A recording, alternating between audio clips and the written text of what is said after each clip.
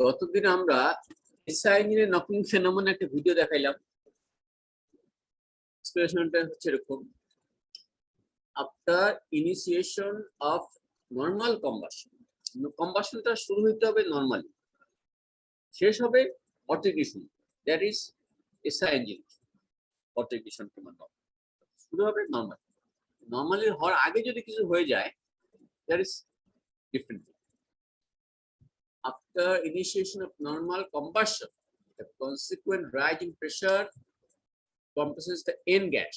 N gas মানে ফ্লেমের সামনে যে গ্যাসটা, ফ্লেমের হেডে যে গ্যাসটা, সেটাকে আমরা বলি N গ্যাস কিংবা আনবার্ন গ্যাস, আমরা N গ্যাস বলছি। Ahead of the flame front, and therefore its temperature density increases. তার মানে যখন আগুনটা, ফ্লেমটা যখন শুরু হয়, তার সামনে এন গ্যাস তার প্রেসার টেম্পারেচার বাড়তে থাকে। কারণ এই যে এন গ্যাস, কারণ ফ্লেম ট্রাভেল করা মানে কি, পটাশিয়াম কম্বাসন বের হওয়া, এনার্জি বের হওয়া, ওটাকে গরম করা এবং চাপ দেওয়া, এতে করে প্রেসার, টেম্পারেচার, ডেনসিটি সবই বাড়তে থাকে। If the temperature of the unburned gas exceeds above self-ignition temperature, যদি self-ignition টেম্পারেচারে এন গ্যাসের টেম্পারেচার বেড়ে যায় and remains or above this temperature during the ignition delay period, তার মানে জানো তোমরা অটো ইগনিশনের জন্য দুইটা কন্ডিশন, একটা হচ্ছে সেলফ ইগনিশন টেম্পারেচার যাইতে হবে, আর একটা হচ্ছে যাওয়ার পরে ওই যে টাইমটা, ইগনিশন ডিলে টাইমটা, ইন্ডাকশন পিরিয়ড টাইমটা দিতে হবে। তাহলে ওই সময়টা যদি সে পেয়ে যায়, তাহলে spontaneous ignition or auto ignition will ochre and spread various pin point source, various অনেক পয়েন্ট থেকে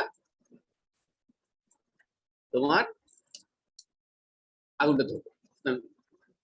কোন জায়গায় ধরবে? তুমি জানো, যে জায়গাগুলো অটো ইগনিশন চলে গেছে, ইগনিশন ডিলে পার হয়ে গেছে, সেখানে চলে যাবে। কম্বাসন কোথায়? আচ্ছা, to completely quit the combustion process. The combustion completely quickly, তার মানে কি, তুমি নরমালি কম্বাসন যেভাবে একটা ফ্লেম ট্রাভেল করতো, তার মানে একটা স্পিডে যাইতো, রেট অফ রিঅ্যাকশন হতো। অটো ইগনিশনে রেট অফ রিঅ্যাকশন আর অ্যাপ্লিকেবল। রেট অফ রিঅ্যাকশন হলো কথা, যে অংশটুকু অটো ইগনাইটিং কন্ডিশনে চলে যাবে, সে অটো ইগনাইট করে যাবে, সুতরাং তাড়াতাড়ি কম্বাসন শেষ হয়ে যাবে, তাড়াতাড়ি কুইক এনার্জি রিলিজ হবে। Always the combustion time is always shortened.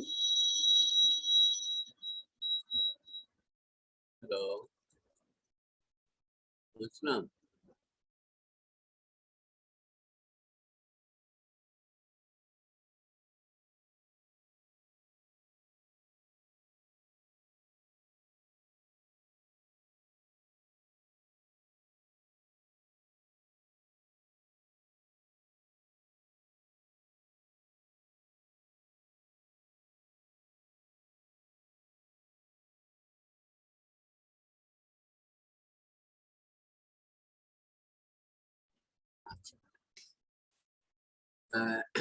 The combustion is always shortened by auto ignition with consequent sharper rise in pressure that may lead to a audible sound. তার মানে auto ইগনিশনের জন্য pressure rise হয়, এখান থেকে যে sound হয় সেটা হচ্ছে, এটা এসআই ইঞ্জিনের নকের mechanism, quite different, opposite from CI engine. এটা পরবর্তী দাগ। আচ্ছা, in the act of auto ignition, two opposing factors appear. একটা হচ্ছে the rate of pressure rise is favored by the rate of chemical reaction. তোমরা জানো auto ignition কখন হয়? যখন এক্সপ্যানশন হচ্ছে, অর্থাৎ কম্বাসন হচ্ছে, তারপর এক্সপ্যানশন শুরু হবে। তাহলে এখন এই যে প্রেসার রাইজটা, এই প্রেসার রাইজটা কেমিক্যাল রিঅ্যাকশন দ্বারা ফেভার, আর আরেকটা হচ্ছে এক্সপ্যানশন হবে, এই এক্সপ্যানশন দিয়া প্রেসার রাইজটা অপোজ হবে। এখন এই কেমিক্যাল রিঅ্যাকশন আর এক্সপ্যানশনের মধ্যে রিলেশনটা বুঝতে হবে।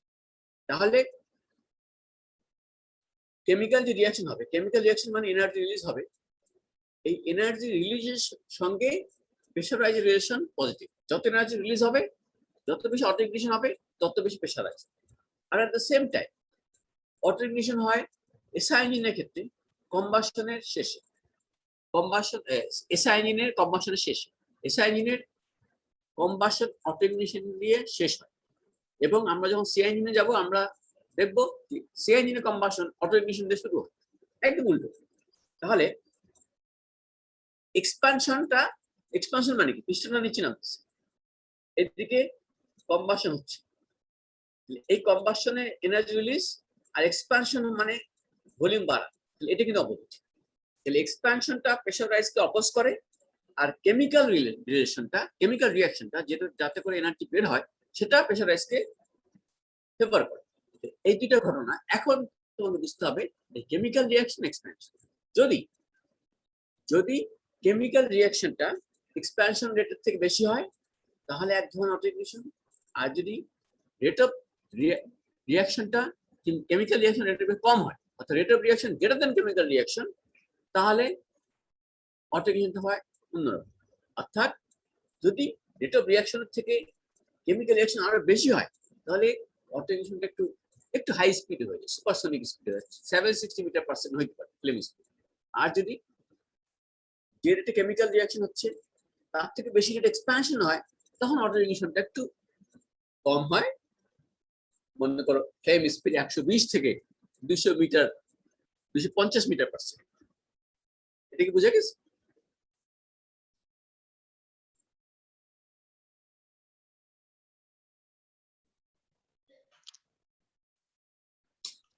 এর সাথে স্যার এটা কি স্যার ফ্লেমের স্পিডটা কি বাড়বে কমবে? ফ্লেমের স্পিডটা বাড়বে কমবে মানে একটা অটো ইগনিশন হলো তো, একটা অটো ইগনিশনে ফ্লেমে একটা স্পিড হলো মনে করো 200 মিটার পার সেকেন্ড, আর একটা অটো ইগনিশন হলো ফ্লেমের স্পিড 500 মিটার পার সেকেন্ড, এরকম আর কি। ফ্লেমের স্পিড বাড়া কমা মানে অটো ইগনিশন ফ্লেমের স্পিড ওর মধ্যে বাড়া কমা আর স্টাডি নেই। ওই ফ্লেমের আবার ওর মধ্যে কম হয় কিনা, এর কারণে এটা খুব নর্মাল যে রেটে কম্বাসন হয় তার থেকে অনেক হায়ার রেটে কম্বাসনটা খুব তাড়াতাড়ি শেষ হয়ে যায়। ওই ওর মধ্যে ফ্লেমের স্পিড মানে অটো ইগনিশনের স্পিড কমা বাড়া এরকম ডাটা, এটা একটা অ্যাভারেজ ডাটা বলে। অর্থাৎ ফ্লেমের স্পিড বাড়তে পারে, মানে ফ্লেমের স্পিড বেশি বাড়তে পারে, বেশি হইতে পারে কম হইতে পারে, ডিপেন্ডস কম্বাসনটা যে হচ্ছে অটো ইগনিশনটা হচ্ছে কি রেটে হচ্ছে আর কি রেটে এক্সপ্যান্ড করছে। কারণ তুমি জানো যদি এমন ভাবে কেমিক্যাল রিঅ্যাকশনটা হয় আর এক্সপ্যানশন রেট যদি সমান হয় তাহলে কিন্তু তেমন সিরিয়াস কিছু হবে, কথা বুঝছো?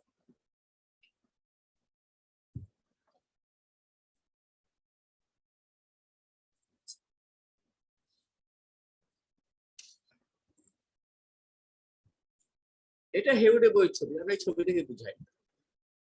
এটা হচ্ছে ইউ, ইউ মানে এটা হচ্ছে আর্নবার, যেটাকে আমরা এন গ্যাস বলছি।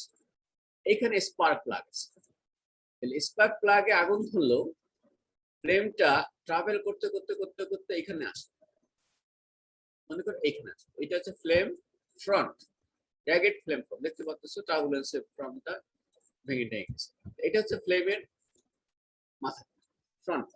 তাহলে মনে করো এইখানে আসার পর এইখানে যে গ্যাস আছে এন গ্যাস, তার টেম্পারেচার সেলফ ইগনিশনে পৌঁছে গেছে এবং ইগনিশন ডিলে টাইমটা বার হয়ে গেছে। তাহলে তাহলে কি হবে, তাহলে অটো ইগনিশন থিওরি মোতাবেক এইখানে যখন ফ্লেমটা আসলো তখন এটা অটো ইগনিট করে। যদি এখানে আসার পরও এ অটো ইগনিশন টেম্পারেচারে না পৌঁছায়, সেলফ ইগনিশন টেম্পারেচার না পৌঁছায় কিংবা পৌঁছায় ইগনিশন ডিলে পিরিয়ডটা পার হয় নাই, তাহলে ফ্লেমটা আরেকটু ট্রাভেল করবে। মনে রাখতে আরেকটু ট্রাভেল করা মানে এটার প্রেসার টেম্পারেচার ডেন্সিটি আরো বাড়া মানে ইগনিশন দিলে আরো কমা, ইন্ডাকশন পিরিয়ড আরো কমা। সুতরাং এখানে যদি সেলফ ইগনিশন পৌঁছে যায় তাহলে যে সময় ওয়েট করতে হতো আর একটু সামনে গেলে আর একটু কম সময় ওয়েট করতে হবে, অবশ্যই এখান থেকে আসতে আবার সময় লাগবে। সুতরাং কোয়াইট কমপ্লেক্স। সোজা কথা, ফ্লেমের এহেডে যে আনবার্ন গ্যাস তার টেম্পারেচার যখন unburned gas, air fuel mixture, unburned gas, end gas এর টেম্পারেচার যখন সেলফ ইগনিশন টেম্পারেচারে পৌঁছে যাবে, পেট্রোলের self ignition around 260 plus minus 15, self ignition temperature 260 plus minus 15 লেখা নেই।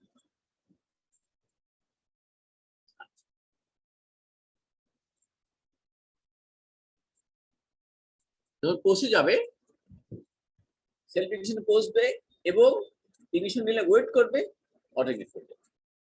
এখন অটো ইগনিট পুরোটা করতে পারে, কিছু অংশ করতে পারে, এমন হতে পারে এই জায়গাটা অটো ইগনিট কন্ডিশন যায়নি কিংবা এখানে যায় নাই, ওয়াল আছে ঠান্ডা হয়ে গেল গ্যাস, হইতে পারে এখানে, হয়তো বা এখানে ওয়াল কোনো কারণে ঠান্ডা মানে গ্যাসটা গরম হলে হতে পারে না, কোনো জায়গায় যে আমরা বলি ভ্যারিয়াস পিন পয়েন্ট, যে জায়গার গ্যাসগুলো ওই কন্ডিশনে যাবে এবং ইগনিশন নিলে ওয়েট করবে, সেই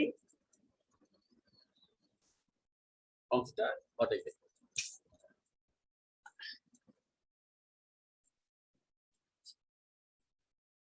এটা টাইম ভার্সেস প্রেসার। এসআই ইঞ্জিনের নক আমরা প্রেসার দিয়ে মেজার করি, কারণ এসআই ইঞ্জিনের কম্বাসনটা কখন শুরু হয় তুমি জানো। তাহলে এটা হচ্ছে টপ ডেড সেন্টার। এখানে দেখো টপ ডেড সেন্টারের পরে পিক প্রেসার, অর্থাৎ আইডিয়াল থেকে আমরা 90, অর্থাৎ এসআই ইঞ্জিনে আমরা বলি পিক প্রেসার কোথায় হয়, টপ ডেড সেন্টার একদম শার্প উঠে যায়, কনস্ট্যান্ট ভলিউম কম্বাসন, কিন্তু আসলে এটা কনস্ট্যান্ট ভলিউম কম্বাসন। কম্বাসন হওয়ার সময় তোমরা জানো কম্বাসন হচ্ছে পিস্টনে মুভ করতেছে, এতে করে কি হয় পিক প্রেসার কমে যায়, আমরা অলরেডি করছি, এবং পিক প্রেসারটা টপ থেকে পরে 15, 20, 25 যাও, এইখানে পিক প্রেসারটা তুমি দেখতেছো 20-25 ডিগ্রি পরে। এখন এখানে প্রেসার রাইজ স্মুথ, এইখানে দেখো এখানে আসার পর একটা পালস ফ্লাকচুয়েশন, তার মানে এখানে একটা অটো ইগনিশন আছে, কিন্তু অটো ইগনিশনটা সামান্য আছে। এইখানে দেখো এইখানে হঠাৎ করে প্রেসার বেড়ে গেছে, এটা অটো ইগনিশন। তাহলে এইখানকার অটো ইগনিশনটা কম, এখানে অটো ইগনিশন বেশি। কেন কম বেশি? এখানে একটা কন্ডিশন দেওয়া আছে, এখানে স্পার্ক হয়েছে 28 ডিগ্রি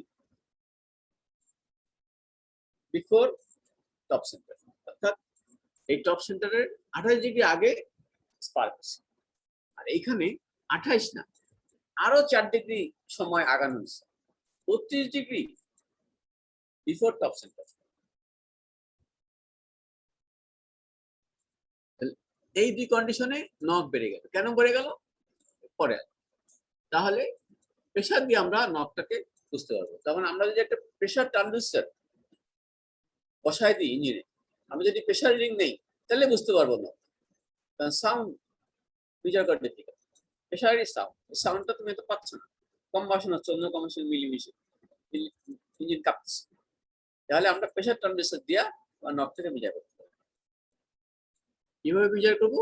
ইউজিং নক মিটার, এটা আমরা পরে আসবো। তাহলে এটা আছে নক, আর যদি এরকম স্মুথ হয় there is no knock, normal combustion knock, normal combustion knock. Knock হইলে দুই ধরনের vibration, a large amount of mixture may auto ignite, একটা হতে পারে অনেক বেশি মিক্সচার একসঙ্গে অটো ইগনাইট করবে, আর একটা হলো কম মিক্সচার, এটা আমার পার্থক্য। a large amount of mixture may auto ignite and so give rise to a rapid increase in pressure throughout the combustion chamber. Thudding sound will be detected from the impact and the free vibration of the engine. যদি মনে করো combustion auto ইগনিশনটা খুব তাড়াতাড়ি হয়ে গেল, flame travel করা শুরু করলো, অনেক mixture ahead of the flame front আছে, আনবার্ন গ্যাস অনেকগুলো একসঙ্গে অটো ইগনাইট করলো, তখন সাউন্ডটা একটু মোটা হয় এবং পুরো ইঞ্জিন ক্যাপে উঠে এবং পুরো ইঞ্জিনই আসলে ওই প্রেশারটা কভার করে ফেলে। আর a large pressure difference may exist in the combustion chamber. তাহলে একটা হচ্ছে অনেক বেশি যদি অটোইগনাইট করে তাহলে পুরো কম্বাসন চেম্বারের প্রেশারটা বেড়ে যায়। আরেকটা হইলো ফ্লেম যাচ্ছে সেখানে একটা প্রেশার আর অটোইগনাইট একটা অংশ হইলো সেখানে একটা প্রেশার, দুটো প্রেশার ডিফারেন্স। এটাও একটা এই কন্ডিশন হইতে পারে। তার মানে একবার প্রেশার ডিফারেন্স একটা ফ্যাক্টর, আর একটা হচ্ছে টোটাল প্রেশার রাইজ একটা ফ্যাক্টর। টোটাল যদি প্রেশার রাইজ করে সাউন্ডটা একটু মোটা ধূপ করে হবে, আর যদি প্রেশার ডিফারেন্স হয় নকিং এর জন্য তাহলে সাউন্ডটা একটু হালকা হবে। A large pressure difference may exist in the combustion chamber and the resulting gas vibration, দুটো প্রেশার থেকে একটা প্রেশার ডিফারেন্স একটা রেজাল্টেন্ট হবে, can force the walls of the chamber to vibrate the same frequency as the gas and audible sound of ping may agree. তার মানে যদি যদি খুব বেশি পোর্শন অটোইগনাইট করে তাহলে পুরো কম্বাসন চেম্বারের প্রেশারই একসঙ্গে বেড়ে যাবে, প্রেশার রাইজ হবে। আর যদি মূলত পুরো কম্বাসন অটোইগনিশন বেশি না হয়, কম হয়, তাহলে দুই জায়গায় দুই রকম প্রেশার হয়ে যায়। অটোইগনাইট থেকে এক ধরনের প্রেশার আর নর্মাল ফ্লেম থেকে এক ধরনের প্রেশার। এই প্রেশার ডিফারেন্সের জন্য একটা ওয়েভ হবে, তার থেকে একটা সাউন্ড হবে। এই সাউন্ডটা পিং সাউন্ড, আর ওটা হচ্ছে একটু মোটা সাউন্ড, থার্ডিং সাউন্ড।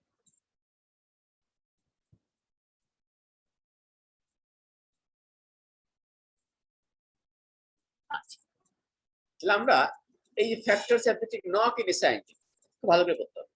তাহলে আমরা প্রথমে আবার জেনে নিই এসআই ইঞ্জিনের যদি এয়ার ফুয়েল মিক্সচারের টেম্পারেচার বেড়ে যায় তাহলে নকের টেন্ডেন্সি বাড়বে না কমবে? বাড়বে। এয়ার ফুয়েল মিক্সচারের প্রেশার যদি বেড়ে যায়, মিরাজ না অন্য কেউ বলো, প্রেশার এয়ার ফুয়েল মিক্সচারের প্রেশার বেড়ে গেল বাড়বে না? ওকে, এয়ার ফুয়েলের মিক্সচার টেম্পারেচার ডেনসিটি বেড়ে গেল, অটোইগনিশন বাড়বে না কমবে? স্যার বাড়বে। বাড়বে। তাহলে প্রেশার টেম্পারেচার ডেনসিটি বাড়লে তিনটা ফ্যাক্টর তো বুঝে গেল। আর এটা হচ্ছে টাইম ফ্যাক্টর, এন গ্যাসে যাইতে যত সময় লাগবে তত টেন্ডেন্সি বাড়বে। এখন আমরা মিক্সচার বলতে কি আমরা আসলে মিক্সচারকে মিন করি এন গ্যাস মিক্সচার, আনবার্ন মিক্সচার। যে অংশটা বার্ন করে গেছে সেটা নিয়ে তো আমাদের ইন্টারেস্ট, যেটা বার্ন করে নাই, যেটা ফ্লেমের সামনে, সেটা নিয়ে আমাদের কথা। অর্থাৎ যা বলতেছি প্রেশার টেম্পারেচার ডেনসিটি টাইম সব ওই এন গ্যাসের কথাই বলতেছি। প্রথম ফ্যাক্টর হচ্ছে temperature factor.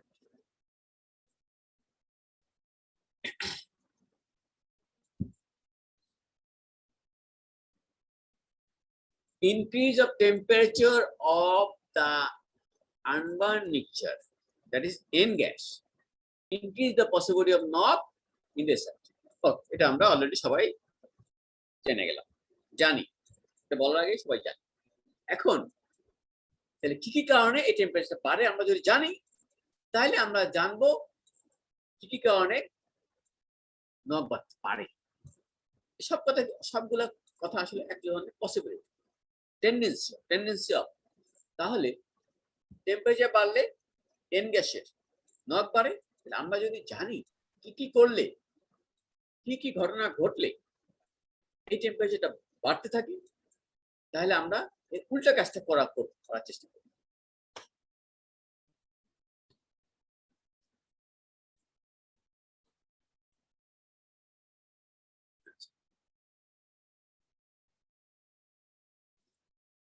Raising the compression ratio, তুমি যদি কম্প্রেশন রেশিও বাড়ায় দাও, যত কম্প্রেশন রেশিও বাড়তে থাকবে, মনে রাখো যত কম্প্রেশন রেশিও বাড়বে তত এয়ার ফুয়েল মিক্সচারের pressure at the end of the compression বাড়বে। তাহলে কম্বাসনের শুরুতেই প্রেশার বেড়ে গেল, তারপর কম্বাসন শুরু হলো, তাহলে এন গ্যাসের প্রেশার আরো বাড়তে থাকবে। প্রেসার বা কম্প্রেশন রেশিও বাড়া মানে প্রেসার বাড়া, টেম্পারেচার বাড়া, টেম্পারেচার বাড়ছে। তাহলে এসআই ইঞ্জিনের ক্ষেত্রে কম্প্রেশন রেশিও বাড়াটা রিস্কি। তুমি অলরেডি জানো এসআই ইঞ্জিনের কম্প্রেশন রেশিও কম। কেন কম? কম্প্রেশন রেশিও যত বাড়বে, pressure of the air fuel mixture at the end of the compression তত বাড়বে, pressure of the end gas তত বাড়বে, that means temperature বাড়বে। অন্য কথায় কম্প্রেশন রেশিও যত বাড়ানো যায় টেম্পারেচার তত বাড়ছে। ডাইরেক্ট টেম্পারেচার আসতে পারে, কারণ প্রেসারের সঙ্গে টেম্পারেচার ডাইরেক্টলি লিঙ্ক। তাহলে কম্প্রেশন রেশিও যদি বাড়ে, যেহেতু টেম্পারেচার ফ্যাক্টর, আমরা ডাইরেক্ট কম্প্রেশন রেশিওর সঙ্গে টেম্পারেচার চলে যাবো। যত কম্প্রেশন রেশিও বাড়বে, temperature of the mixture at the end of the compression তত বাড়বে, temperature of the end gas তত বাড়বে, অটো ইগনিশন টেন্ডেন্সি তত বাড়বে, নক বেড়ে যাবে। এই জন্য এসআই ইঞ্জিনের কম্প্রেশন রেশিও কম রাখে, বেশি করলেই নকের tendency. Supercharging the engine, supercharging একটা প্রসেস, এটা একটা ছোট চ্যাপ্টার আমরা পড়াবো। এই প্রসেসের মাধ্যমে এয়ার ফুয়েল মিক্সচার, যেহেতু এসআই ইঞ্জিনের কথা বলতেছি, কিংবা সিআই ইঞ্জিনের ক্ষেত্রে এয়ার ঢুকানোর সময় যে প্রেসার ঢুকানো হয় তার থেকে বাড়ানো হয়। অলরেডি তোমরা পড়ছো supercharging operation, unthrottle operation, throttle operation, supercharge operation. Supercharge মানে ঢুকানোর সময় প্রেসার বাড়ানো। উদ্দেশ্য, প্রেসার বাড়াইলে, প্রেসার যদি একটু বাড়ানো যায়, গ্যাসের ডেন্সিটি বেড়ে যায়। ডেন্সিটি যদি একটু বাড়া যায়, তাহলে একই ভলিউমে মাস বেড়ে যায়। মাস বাড়ালে পরে পাওয়ার বেড়ে যায়। Two boost the power, supercharge করা। এখন সুপারচার্জ করলে ওই যে সুপারচার্জ কেমনে করা হয়, শুরুতে প্রেসার বাড়ানো। শুরুতে যদি প্রেসার বাড়ানো হয়, তাহলে আগে যখন সুপারচার্জ ছিল না, সেই কন্ডিশনে এন গ্যাসের যে টেম্পারেচার হইতো, সুপারচার্জ করলে এন গ্যাসের টেম্পারেচার একটু হলে বেড়ে যায়। হ্যাঁ, সুপারচার্জ করলে পরে সাধারণত সুপারচার্জ করার পরে আবার কুলিং করা পরে টেম্পারেচার কমানো, কিন্তু তারপরে তোমার প্রেসারটা বেড়ে থাকে। টেম্পারেচার তো আর টেম্পারেচার, প্রেসারটা বেড়ে থাকে। প্রেসার থেকেও আবার পরবর্তী পার্থক্য। যাই হোক, সুপারচার্জ করলে সাধারণত ইন্টারকুলিং করে তারপর তোমার ইঞ্জিন ঢুকানো। কিন্তু সুপারচার্জ যখনই ইঞ্জিন করা হয়, মনে রাখতে হবে সুপারচার্জ করলে এন গ্যাসের টেম্পারেচার বাড়তে থাকে because of increase of pressure. এই সুপারচার্জ করলেও এসআই ইঞ্জিনের ক্ষেত্রে নকিং টেন্ডেন্সি বাড়তে পারে। তাই আমাদের এটা মাথায় রাখতে হবে, এসআই ইঞ্জিনের ক্ষেত্রে সুপারচার্জিং করবো, চিন্তা ভাবনা করবো। হ্যাঁ, করা হচ্ছে। ডিজেল ইঞ্জিনে যখন পড়াবো তখন দেখবা ডিজেল ইঞ্জিনে সুপারচার্জিং করলে কোনো সমস্যা নেই, কোনো ক্ষতি নেই। ডিজেল ইঞ্জিনে, এসআই ইঞ্জিনের ক্ষেত্রে সুপারচার্জিং আমাদের একটু চিন্তা ভাবনা করতে হবে। তারপর মডার্ন ইঞ্জিনে দেখবা করতেছে। সুপারচার্জিং উদ্দেশ্য boost the power, increase the power, raising the inlet air temperature। যেই টেম্পারেচার ঢুকতেছে, মনে করো এয়ার ফুয়েল মিক্সচার কিংবা এয়ার, এই টেম্পারেচারটা কম বেশি হতে পারে। অর্থাৎ টেম্পারেচার যখন 40 ডিগ্রি সেন্টিগ্রেড, তখন এয়ার 40 ডিগ্রি ঢুকবে। আবার যখন টেম্পারেচার 15 ডিগ্রি সেন্টিগ্রেড, এনভায়রনমেন্ট 15 ঢুকবে। তাহলে 40 ডিগ্রি এয়ারের টেম্পারেচার ঢুকাইলে পরে সেই এয়ার থেকে air fuel mixture, compression, combustion, end gas, 40 degree সেন্টিগ্রেডে এয়ার ঢুকলে এন গ্যাসের যে টেম্পারেচার, আর 15 ডিগ্রি সেন্টিগ্রেডে এয়ার ঢুকলে এন গ্যাস টেম্পারেচার কি সেম হবে? আমজাদ, জি স্যার। প্রশ্ন বুঝছো? শুনি নাই স্যার। শোনো নাই, আমি বললাম এয়ার টেম্পারেচার 40 ডিগ্রিতে ঢুকলো, আর এয়ার টেম্পারেচার 15 ডিগ্রিতে ইঞ্জিনে ঢুকলো। এখন এই দুই কন্ডিশনের এয়ার ঢোকার পরে এন গ্যাসের টেম্পারেচার সেম হবে না তো? সেম হবে না, কম বেশি হবে। তো তাহলে 40 ডিগ্রি সেন্টিগ্রেডে এয়ার ঢুকালে টেম্পারেচার বেশি হবে না এন গ্যাসের? জি স্যার। তাহলে বেশি হইলে 40 ডিগ্রি এয়ার ঢুকাইলে অটো ইগনিশন নকিং প্রবাবিলিটি বেশি থাকবে 15 ডিগ্রি সেন্টিগ্রেড এয়ার থেকে। বুঝা গেছে? আবির বোঝা যাচ্ছে? আবির আবির বোঝা নাই? আবির নাই? আবির সাহা কোথায়? আছে স্যার, আমি হচ্ছে হ্যাঁ। আবিদ। সরি, আবির সাহা বুঝছো? জি স্যার। আচ্ছা, raising the coolant temperature.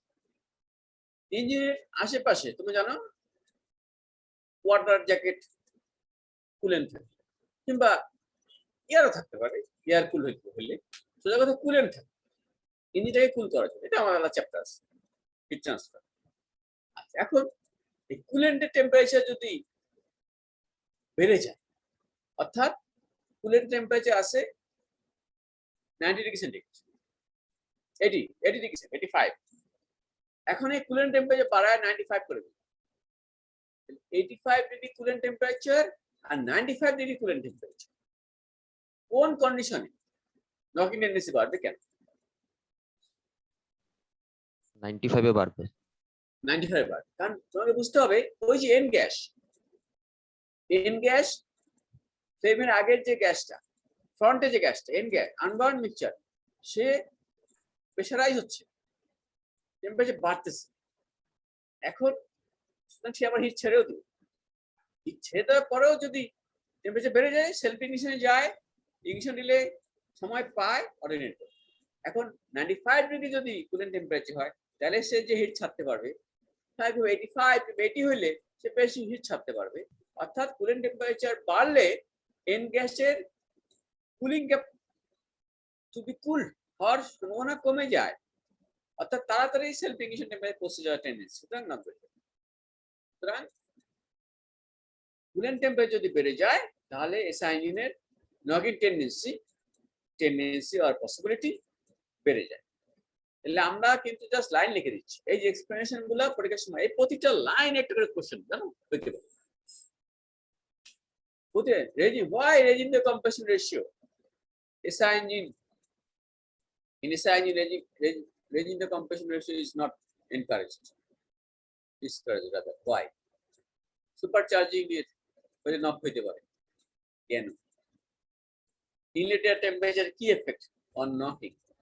SI engine knocking. Coolant temperature key effect on knocking. Sir coolant টেম্পারেচারটা বাড়ে কেন? এটা কি বাড়ে অ্যাটমসফিয়ারের কেন না? বাড়ে কেন? এটা স্যার তুমি থার্মোস্ট্যাট করে বাড়া দিতে পারো না? এটা তো ফিক্স করা আছে, তুমি চেঞ্জ করে দিবা না। তুমি এমন ডিজাইন করলা, গাড়িতে বলা আছে যে এততেই কুলেন্ট থাকবে, এর বেশি হইলেই সে রেডিয়েটরে চলে যাবে। আবার ঠান্ডা হইলেও কিন্তু হবে না, ঠান্ডা হইলে বেশি ঠান্ডা হইলে ইঞ্জিনের অন্য ড্যামেজ হতে পারে, থার্মাল ক্র্যাক হতে পারে। ওই জন্য ইঞ্জিন স্টার্ট নেওয়ার পরে ওয়েট করতে হয়। কুলেন্ট টেম্পারেচার যখন যাবে সার্টেন টেম্পারেচারে, তখন দেখবা যে সিগন্যাল দিচ্ছে ওকে। স্যার কুলেন্ট টেম্পারেচার যত বাড়বে তত এফিসিয়েন্সি তত কমবে না স্যার? কুলেন্ট টেম্পারেচার যত বাড়বে, কুলেন্ট টেম্পারেচার আমাদেরকে মেনটেন করতেই হবে। কুলেন্ট টেম্পারেচার সঙ্গে এফিসিয়েন্সি নিয়ে আমরা কোন কথাই বলি। কুলেন্ট টেম্পারেচার, প্রথম কথা হচ্ছে কুলেন্ট রাখা উচিত ছিল না। ইঞ্জিনে ফুয়েল বার্ন করবো, পাওয়ার নিব, আবার ঠান্ডা করতেছি কেন? ঠান্ডা করে হিট বের করতেছি কেন? যদি ঠান্ডা না করি, একটা হচ্ছে ইঞ্জিন ফ্যান করে ইঞ্জিন শেষ, কারণ combustion temperature 1000 degree centigrade, 1300-1400 degree centigrade, এই টেম্পারেচারে ইঞ্জিন শেষ। এই টেম্পারেচারে ঠান্ডা না গেলে তো ইঞ্জিন মিসবিহেভ করবে স্যার। কি করলে? ঠান্ডা না করলে স্যার। হ্যাঁ সেটাই তো, ইঞ্জিন শেষ। তোমার লুব্রিকেশন ছাড়া তুমি ইঞ্জিন চাইতে পারতেছ। লুব্রিকেশন 180 ডিগ্রিতে রাখতে হয় সারফেস। কুলিং সিস্টেম লাগবেই। কুলিং এর সঙ্গে এফিসিয়েন্সি নিয়ে আমরা কথা বলবো। কুলিং হচ্ছে মাস্ট প্রসেস। এই প্রসেস যদি না হয় ইঞ্জিন ড্যামেজ, ইঞ্জিন শেষ, ইঞ্জিন চলবে না। কুলিং সিস্টেম কোনো কারণে পানি রেডিয়েটর থেকে চলে গেলে ইঞ্জিন গরম হইয়া সিগন্যাল দিয়া মডার্ন ইঞ্জিন জাস্ট স্টার্ট বন্ধ হইয়া রাস্তার মাঝখানে পড়ে থাকে, জীবন স্টার্ট নিতে পারবে না, স্টার্ট নিতেই দিবে না। বুঝবো না আমি এই গরম ইঞ্জিন চালাই, ইঞ্জিন ড্যামেজ করে আমি চালাবো, no, it will not let start, এটা বন্ধ হয়ে থাকবে। আনলেস ইঞ্জিনটা ঠান্ডা অনেক সময় ধরে। সুতরাং কুলিং মাস্ট, কুলিং ছাড়া প্রশ্নই হয়। এখন এর মধ্যে যদি তুমি টেম্পারেচার ভেরিয়েশন করো, মনে করো যে রেঞ্জ আছে এই রেঞ্জের মধ্যে কুলিংটা আমি রাখতে পারি, আমি যদি টেম্পারেচার ভেরিয়েট করি অবশ্যই এটার সঙ্গে এফিসিয়েন্সি আছে, but we are not interested. আমাদের ইন্টারেস্ট হচ্ছে কি করলে নক কম হবে, কি করলে ইঞ্জিনে থার্মাল ক্র্যাক হবে। কারণ টেম্পারেচার যত কম হবে তত ভয় থাকে, কম্বাসনের ভিতরে এক টেম্পারেচার বাইরে এক টেম্পারেচার, যত টেম্পারেচার পার্থক্য হবে, যত টেম্পারেচার পার্থক্য wall, combustion chamber is a wall, combustion chamber একদিকে টেম্পারেচার একদিকে আরেক টেম্পারেচার। সুতরাং এই টেম্পারেচার বেশি ফ্লাকচুয়েট করলে, বেশি ডিফারেন্স হলে ইঞ্জিন ক্র্যাক করে ফেলে। একটুখানি যদি ক্র্যাক করে লিক হয়ে যায় শেষ, পুরো ইঞ্জিন চেঞ্জ করতে হবে। ইঞ্জিন ব্লক ড্যামেজ, মনে রাখতে হবে ইঞ্জিন ব্লক কস্টলিয়ার দেন ইঞ্জিন হেড, এটা অলরেডি বলছি। হ্যাঁ, এখন কুলিং টেম্পারেচার যত কমাবা এফিসিয়েন্সি কমতে থাকবে, কারণ বেশি চলে যাবে অবশ্যই। Raising the temperature of the cylinder and combustion chamber,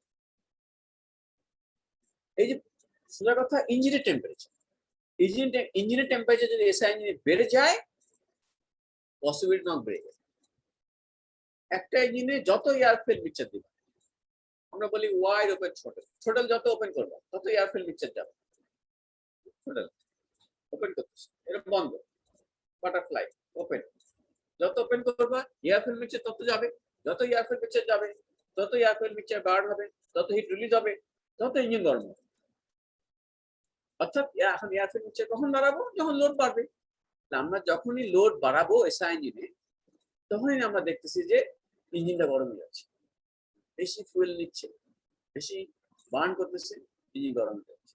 engine গরম হয়ে যাওয়া মানে, ওয়াল গরম হয়ে যাওয়া মানে ওই যে এন গ্যাস ঠান্ডা হওয়ার টেন্ডেন্সি কমে যাবে, এন গ্যাস গরম থাকার পসিবিলিটি বেড়ে যাবে, নকিং পসিবিলিটি বেড়ে যাবে, অটো ইগনিশন পসিবিলিটি বেড়ে যাবে, নকিং বেড়ে যাবে। তাহলে এসআই ইঞ্জিন লোড যত বাড়বে এসআই ইঞ্জিনের নকের টেন্ডেন্সি তত বাড়বে। তাহলে এসআই ইঞ্জিন বড় বেশি লোডের জন্য ইঞ্জিন, এসআই ইঞ্জিন হবে কম লোডের ইঞ্জিন। আমরা বুঝতেছি, আমরা যখন সিআই ইঞ্জিনে যাবো আমরা দেখবো যে ঠিক উল্টো, সিআই ইঞ্জিনে গাধা, গাধা যেমন বেশি লোড দিলে ভালো চলে, সিআই ইঞ্জিন হচ্ছে তাই, গাধা, ওকে বেশি লোড দিতে হবে, দিলেও ভালো চলবে, কম লোড দিলে ভালো চলবে, ওই জন্য বেশি বেশি লোড নিয়ে আসা হবে। এসআই ইঞ্জিন মানে বড় হইলে কি নকিংটা বেশি হবে?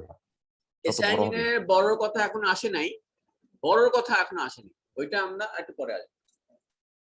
আমরা এখন বলতেছি এসআই ইঞ্জিনের লোড বেশি নেই, এয়ার ফুয়েল মিক্সচার যদি বেশি বার্ন করে নক বাড়বে, আর বড় হলে কি হবে একটু পরে আসবে।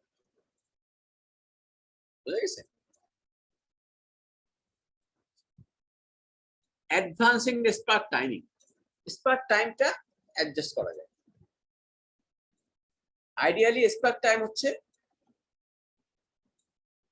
Top dead centre, actually top dead centre আগে 10, 15, 20, ওকে একটা পয়েন্ট তুমি ফিক্স করো, মনে করো 20 ডিগ্রিতে একটা ফিক্স করো। 20 ডিগ্রিতে যে নক হবে, তুমি যদি 20 ডিগ্রি মানে 20 degree before top centre, piston উঠতেছে এখনো 20 ডিগ্রি বাকি টপ সেন্টারে যাওয়ার, তখন স্পার্ক হবে। এতে করে যে নক হবে 25 ডিগ্রি, আরো 5 ডিগ্রি আগায় দিলাম, অ্যাডভান্স, এটাকে বলে স্পার্ক অ্যাডভান্স, আরো 5 ডিগ্রি আগায় দিলাম, এতে করে যে নক হবে, আগাইলে নক বেশি হবে। কেন হবে? কারণ পিস্টনটা উপরে উঠতেছে, তুমি স্পার্ক করাই দিলাম, এয়ার ফুয়েল মিক্সচার বার্ন হচ্ছে, এনার্জি রিলিজ হচ্ছে, আবার পিস্টন উপরে উঠতেছে, তাহলে এনার্জি রিলিজ হচ্ছে, পিস্টন উপরে উঠতেছে, এনার্জি রিলিজের জন্য এন গ্যাস কম্প্রেস হচ্ছে, টেম্পারেচার বাড়তেছে, আবার পিস্টন উপরে উঠতেছে। আগে 20 ডিগ্রিতে যে সময় কম্প্রেশন শুরু হইতো 5 ডিগ্রি আগে শুরু করছে, 5 ডিগ্রি বেশি সময় ধরে সে কম্প্রেস হইতেছে, তাহলে এন গ্যাসের টেম্পারেচার বেশি বেড়ে যাওয়ার সম্ভাবনা, নক বেড়ে যাওয়ার সম্ভাবনা। সুতরাং এসআই ইঞ্জিনে স্পার্ক অ্যাডভান্স যদি আমরা করি, আমাদের অ্যাডভান্স করতে হয় আমাদের, কারণ স্পার্ক যদি বেশি দেরি হয় দেখা গেল যে প্রেশারটা দিতে দিতে পিস্টন নিচে নামা শুরু করছে, ধরতে পারতেছে না, তাহলে হবে না। আবার স্পার্ক যদি বেশি আগে করো, এনার্জি ধাক্কা দিচ্ছে, পিস্টন উল্টো দিকে যায় ওই এনার্জিটা খেয়ে ফেলছে। সুতরাং একটা অপটিমাইজ করতে হবে, ঠিক আছে? কিন্তু স্পার্কটা যত আগানো হয় তত তোমার নকিং টেন্ডেন্সি বাড়ে। When the spark is advanced, burning gas is compressed. When the spark is advanced, মানে যে সময় একটু আগে ছিল তার থেকে আগায় আনলা। Burning gas is compressed by the rising piston, and therefore temperatures and densities are radically increased. Thus, knock is encouraged by advanced spark timings and relieved by retarded spark timings. ইঞ্জিনের ক্ষেত্রে স্পার্ক যখনই আগাবা knock বাড়বে, spark পিছাবা knock করবে, knock দিয়ে করলাম। আর কোথায় রাখবা সেটা depends on knocking as well as optimum power. বেশি পিছাইলেও পাওয়ার কমে যায়, আগাইলেও পিছাইলেও কমে যায়, আগাইলেও কমে যায়। Design point. Yes, data. The temperature of exhaust valve is relatively high, and therefore it should be located near the spark plug and not in the end gas. এখানে একটা ওয়েভ শেপের কম্বাসন চেম্বার দেখাচ্ছি, তুমি দেখতেছো wave shape, wave shape. তাহলে wave শেপের এই জায়গাটা ওয়াইড, এই জায়গাটা ন্যারো। ন্যারো ন্যারো ন্যারো অংশ মানে বুঝতে হবে এখানে সারফেস এরিয়া টু ভলিউম। এই যে একটা যে কোনো একটা এরিয়া, একটা ভলিউম নিলা, এই ভলিউমের একটা সারফেস এরিয়া আছে, একটা ভলিউম আছে। সারফেস এরিয়া টু ভলিউম একটা রেশিও আছে। তাহলে এই জায়গার surface area to volume ratio বেশি হবে। মনে করো এরকম বড় জায়গা, একটা সিলিন্ডার, এরকম লম্বা সিলিন্ডার, মনে করো এটা ভলিউম 1 মিটার কিউব। এখন একটা সিলিন্ডার করলাম অনেক বড় ডায়ামিটার দিয়ে, হাইট কমাই দিলাম, তাহলে পরের সিলিন্ডারে surface area to volume ratio higher than the earlier one, and therefore it should be located near the spark plug and not in the end gas region. The end gas can be effectively cooled by decreasing the clearance between heat head and piston.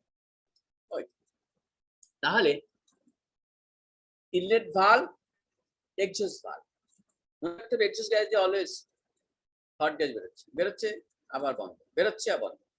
R inlet valve দিয়া ঠান্ডা gas আসতেছে, বন্ধ। স্বাভাবিকভাবে exhaust ভালভের temperature high. এই exhaust ভালভটা N গ্যাসের থেকে দূরে রাখবে, অর্থাৎ এক্সহস্ট গ্যাসটা এমন ভাবে রাখবো যাতে করে এটা স্পার্কের সামনে থাকে, অর্থাৎ স্পার্ক প্লাগ থেকে যে ফ্লেমটা বেরোবে সে সহজেই এক্সহস্ট ভালভটাকে কভার করে চলে যাবে। অর্থাৎ ওইখান থেকে গ্যাসটা যেহেতু গরম থাকবে, ওকে তাড়াতাড়ি ধরে বার্ন করে তারপর সে বাদ বাকি অংশে যাবে। যে অংশে সবার লাস্টে যাবে সে অংশের ভলিউমটা ন্যারো হবে, স্পেস কম হবে, যাতে করে ওইখানকার সারফেস এরিয়া টু ভলিউম রেশিওটা হাই হয়। Surface area to volume ratio high হইলে ওই জায়গার কুলিং প্রসেসটা বেটার হয়। বুঝা যাচ্ছে?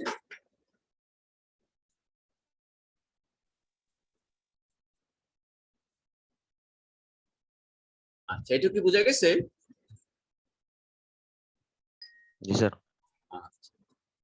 তাহলে আমার একটা অভিযোগ হচ্ছে, কালকে কি একটা লাস্ট ক্লাস করবা?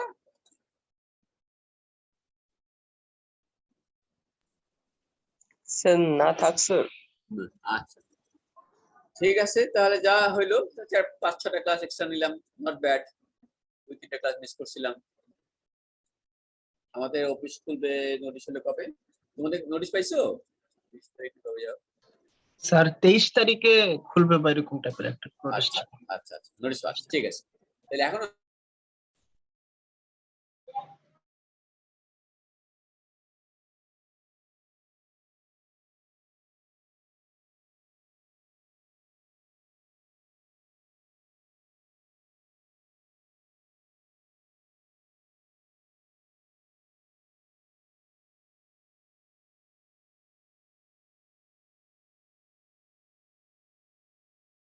না